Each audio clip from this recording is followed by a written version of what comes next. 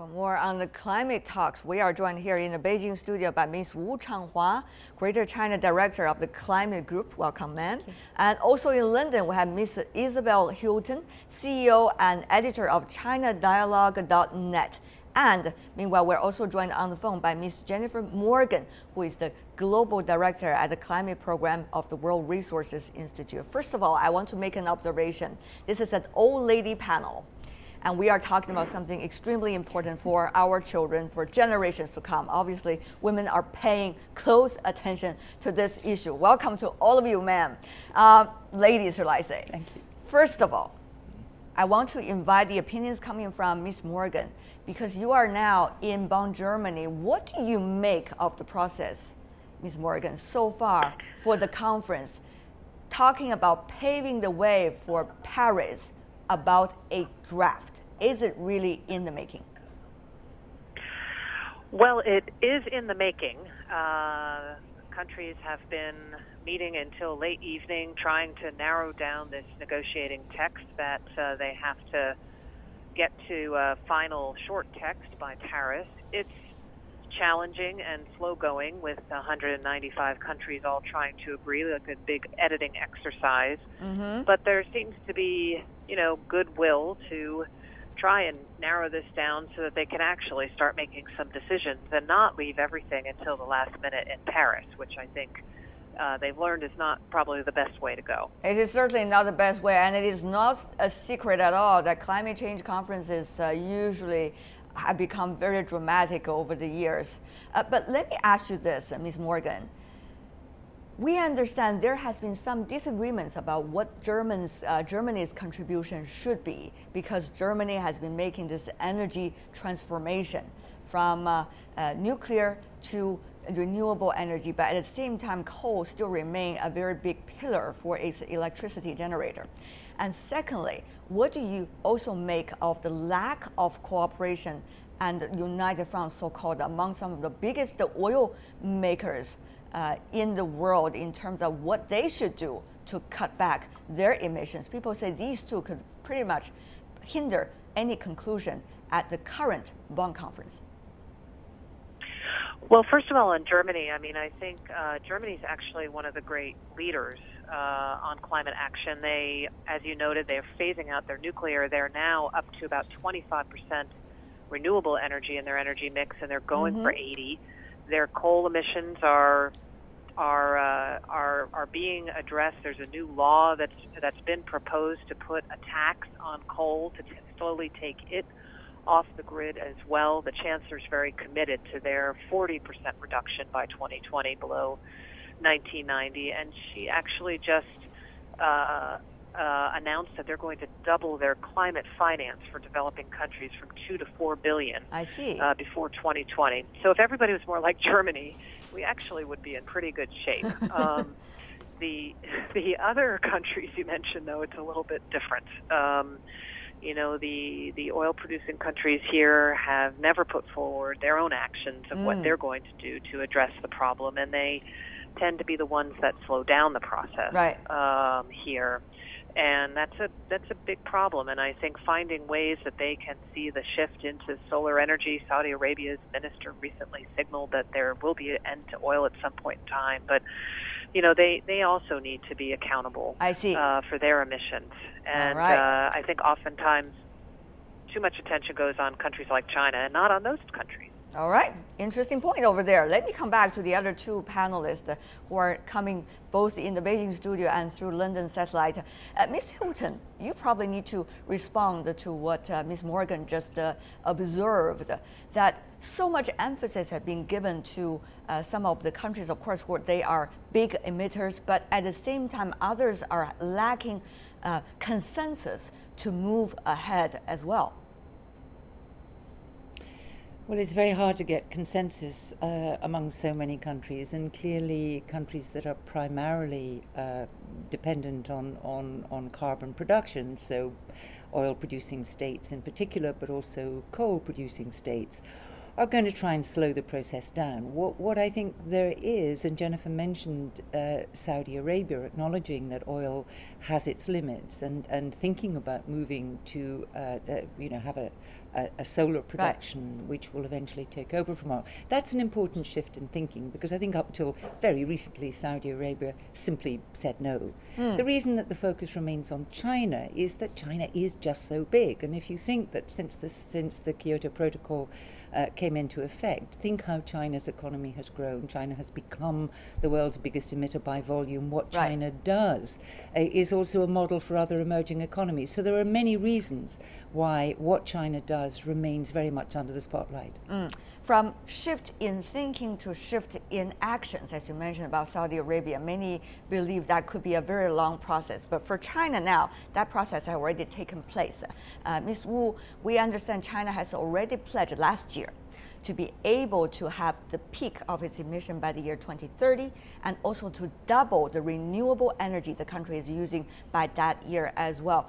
Now, we need to see another real pledge coming from China. What do you make of the possibility of that pledge?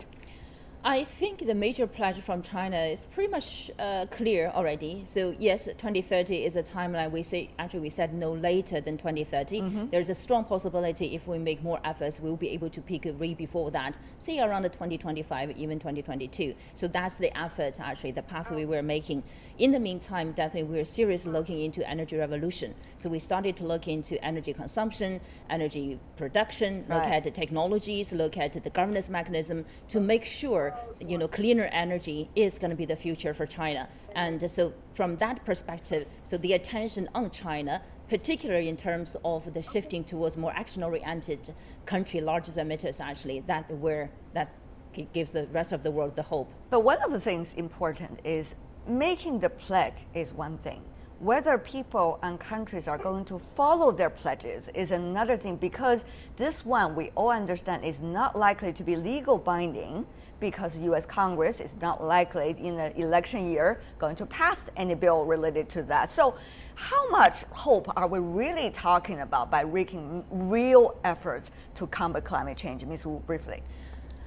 If you see legally binding international agreement is the only option, and that's really unfortunate. As you said, U.S. probably the political dilemma wouldn't really allow that to happen down the road in the near future. But in the meantime, actually, the encouraging sign is more and more countries actually recognize the importance, the threat of the climate change. If we do not address climate change challenges, it's going to be threatening everyone's economy in the future. So from that perspective, it's not just legally binding just for the sake of being legally binding. Rather, it's real action. We need to revolutionize our current economy, become cleaner. That's the future we have to be. Well, we have to be. I know all of you are advocates for that, but sometimes the actions could be a little bit short of the pledges. That's why I want to go back to you, Ms. Morgan, in the United States, from the United States originally. What do you think about this political process from now until, let's just say, the Obama administration made a real pledge to the UNFCCC, and also what is likely to be the follow-up actions as there's going to be a transition of administrations? Sure. Well, first of all, I think the Obama administration has put a serious offer on the table with President Xi Jinping in November, as you know, and we've just released analysis that shows that is a serious, ambitious pledge or commitment that can be done with executive authority, i.e. without the U.S. Congress needing to be involved in it. And I think that there's already new announcements. They've just said they're going to work more on heavy-duty trucks. They're now going to be working on aviation emissions domestically. So there's quite a serious plan there. It's put in place by and backed up by the Clean Air Act and other legislative vehicles that get these regulations out there, and those will be in place long after President Obama leaves office. They've been there since President Nixon was in place. I see. And they also allow a potential for the United States to, quote, ratify an international binding agreement, to get to your other question. It can either go to the Senate, or if it includes things that are already done through these regulations, the president could ratify the agreement through an executive agreement, and that would allow every other country to be in there too. So that's reasonably an interesting option for countries, I think, right now. Ms. Hilton, even though the United States would already make their pledge in the future, 26 to 28% of the emission cuts by the year 2025 compared to 2005 level. I think that's their pledge earlier. But we still got 154 countries, according to UN top officials on the climate change, that has not made at all any pledges so far in the Bonn conference. Are we really going to see an overall picture of progress at all, Ms. Hilton? Okay, so you have two options really for this process. You can say what really matters are the big emitters, and what really matters is that they take action. And you can say what really matters is to have a comprehensive agreement with everybody in it. Now both are important. The fact is that a comprehensive agreement is going to be weak, and then you have to manage the expectations that this agreement is going to be what fixes it. At the same time, the big emitters are separately and together taking much stronger action. So I think we probably have to get out of the way of thinking that what happens in Paris is the make or break for climate change. You know, on the positive side, we have twice as many climate laws, national climate laws in place than we did 5 years ago. People are beginning to talk about climate change as the opportunity rather than just the threat. People are understanding the tremendous benefits of shifting to a low-carbon future. Well, business is coming on board. There are all kinds of momentum is building up around and outside the formal process. So I think that what we would hope to see in December is an agreement that includes everybody, but one that can be revisited regularly, frequently, to ratchet up the ambition as time goes by. And everybody needs to be in that broad tent. I really need to follow up with you on that, because yes, indeed, the people are making progress. They are talking about it rhetorically. They are also making some actions. But the question is, will that be able to catch up with the speed of the climate change and avoid the so-called 2 degrees Celsius challenge? As we all see, the minor step that we're taking, are we really leading to a possibility of overcome that challenge of 2 degrees Celsius? I think that is the ultimate question that needs to be answered. Ms. Hilton, briefly from you. Well, I think we are much closer to that possibility than we were 5 years ago. And we're much closer to it because technology has advanced, because costs have come down, because you see renewables almost on par with some fossil fuels now. You see coal increasingly discarded as a fuel for the future. There are all kinds of things that are happening which bring that possibility into focus. Now, what is still lacking is a firm political commitment. There's a rhetorical commitment. But at least we can see how it can be done. It's clear that it can be done. And I think that as long as we can hold the process together, we're still in with a chance. I think what would be a shame is if we decided that if Paris doesn't do it overnight, then the story's over. Okay.